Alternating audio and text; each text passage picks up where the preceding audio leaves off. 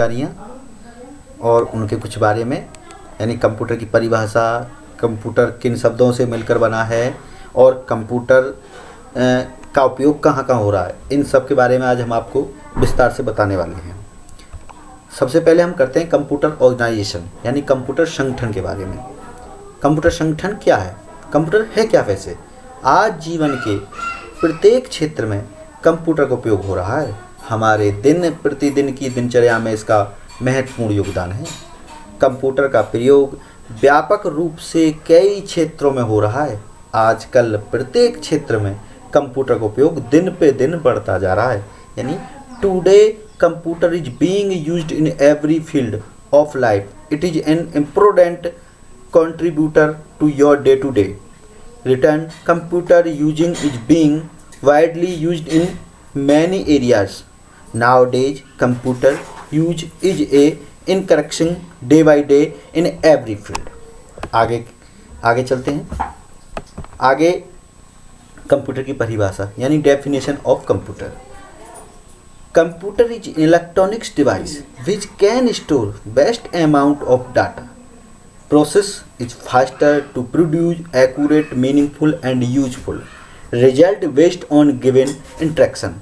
यानी कंप्यूटर एक इलेक्ट्रॉनिक उपकरण है जो दिए गए निर्देशों के आधार पर सटीक एवं अर्थपूर्ण और उपयोगी परिणाम उत्पन्न करने के लिए तेजी से डेटा प्रक्रिया को संग्रहित कर सकता है।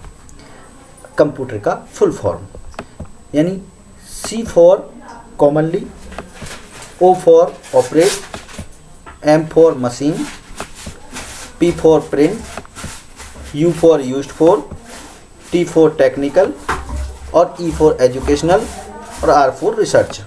आगे हम बात करते हैं कंप्यूटर के कुछ मुख्य उपयोग। यानी सबसे पहले बात करते हैं हम व्यापार यानी बिजनेस की।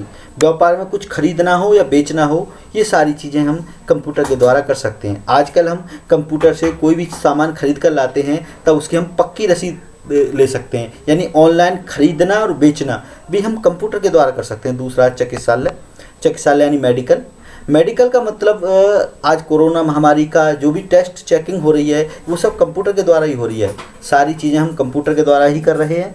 यानी अल्ट्रासाउंड, सिटी स्कैन और आपका ECG, एक्सरे और बहुत सारे चेकअप हम मेडिकल लाइन में कंप्यूटर के द्वारा ही कर रहे हैं।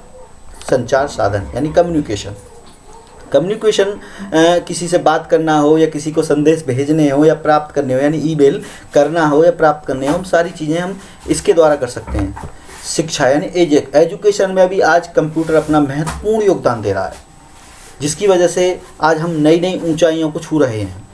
विज्ञान यानी साइंस के क्षेत्र में भी कंप्यूटर का उपयोग हो रहा है। कोई परमाणु बम बना रहे हैं या हमें मौसम की जानकारी प्राप्त करनी है या मौसम की सारी कंप्यूटर से ही तो प्राप्त होती हैं।